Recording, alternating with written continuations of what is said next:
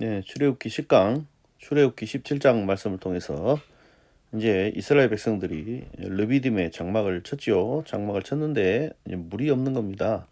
광야에서 제일 필요한 게 어떻게 보면 물인데 최소한 물이 있어야 뭐 살 거 아닙니까? 근데 물이 이제 없어요. 그래서 또 다툽니다. 백성이 모세와 이제 다툽니다. 원래는 이제 하나님하고 다투는 거죠.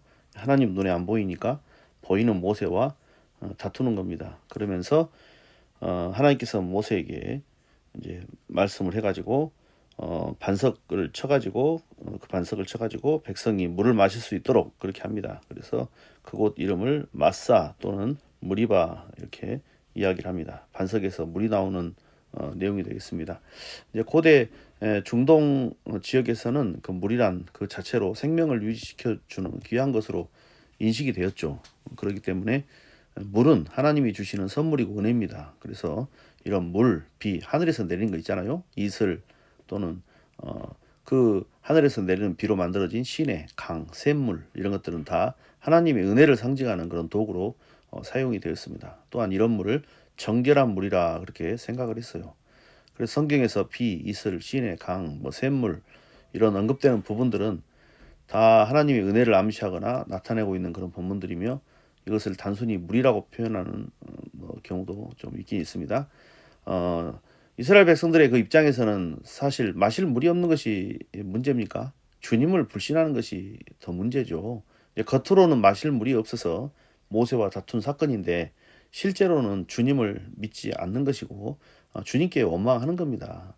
우리가 이스라엘 백성들 광야 생활하는 것처럼 우리도 광야 생활 하잖아요. 그럴 때 물이 없어가지고 이제 원망합니다. 괜히 가만히 있는 목사님을 뭐라고 하고 장로님을 또 뭐라고 하고 그런데 그분을 원망하는 것은 뭐냐면 결론적으로 들어가서 마음속의 심중을 보면 하나님을 그만큼 믿지 않는 거죠. 불신하고 있는 겁니다.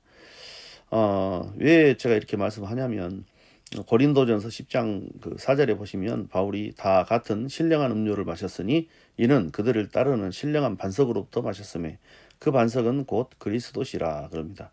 그리스도로부터 나오는 생명의 이 물, 이걸 지금 바울이 이야기를 하고 있는 것이죠. 근데 우리가 안 믿는 겁니다, 하나님을. 그래서 하나님이 나를 가나안 땅으로 인도해 주겠다 그렇게 약속하셨는데도 안 믿는 거예요.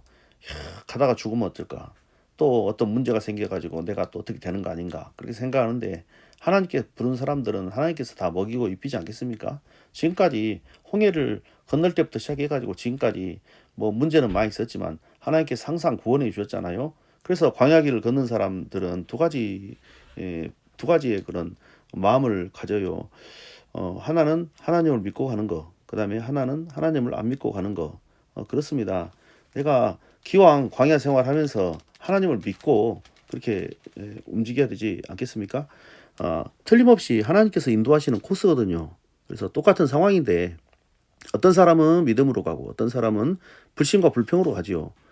어쨌거나 하나님은 홍해도 열어서 구원해 줬죠. 마라에서도 쓴물을 단물로 바꾸고 또 엘림을 미리서 또 준비하셨죠. 그리고 광야에서도 역시 만나와 메추라기로 먹이고 입히셨단 말이죠. 앞으로 계속 하나님께서 구원의 그런 어떤 길들이 또 있을 겁니다.